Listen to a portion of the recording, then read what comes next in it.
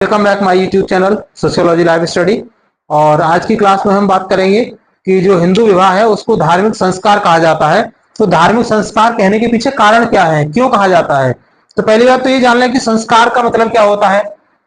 संस्कार है ना, संस्कार जो शब्द है वो शुद्धि की क्रिया से बने हैं। शुद्धि की क्रिया, अर्थ शुद्धि की क्रिया, शुद्धि की क्रिया, इसको परिमार्जन भी कहा जाता है।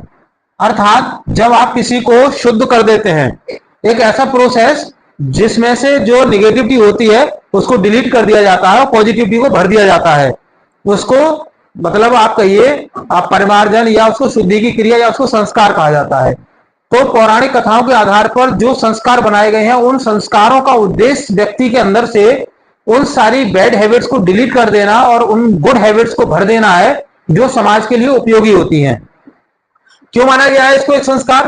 पहला है इसमें कि धार्मिक कृत्यों की अनिवार्यता। इसके अंदर कई सारे धार्मिक अनुष्ठान अनिवार्य होते हैं जब विवाह किया जाता है। विवाह मतलब एक दो घंटे में पूरी होने वाली क्रिया नहीं है, एक व्यवस्था है जो पूरी रात चलती है। अगर आप सनातन परंपरा को देखेंगे तो उसमें विभिन्न अनुष्ठान पूर्ण कराए जाते हैं, जिसमें अग्नि को भी साक्षी माना जाता है, रात्रि में भी किया जाता है जिसमें चंद्रमा को साक्षी माना जाता है जो मन का देवता है, ध्रुव को भी इसमें साक्षी माना जाता है जो कहा जाता है स्थायित्व है उसका, शुक्र को भी इसमें मतलब प्राथमिकता दी गई है।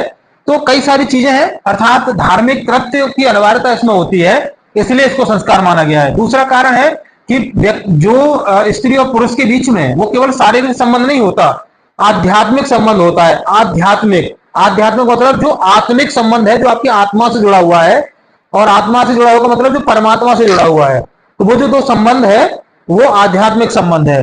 तीसरी बात इसमें आती है विवाह संबंधों में स्थायित्व। जैसा मैंने अभी आपको बताया था, इसके पीछे एक कारण है कि जो विवाह है वो ऐसा नहीं है जो यूरोपीय देशों में होता है कि आज विवाह हुआ कल उसमें तलाक हो गया। यहाँ क्या है, एक बार विवाह हो गया तो वो आप जीवन भर आपको वो साथ निभाना है, और उस विवाह के उपरांत ये माना जाता है कि जो हमारा विवाह है ये हमारा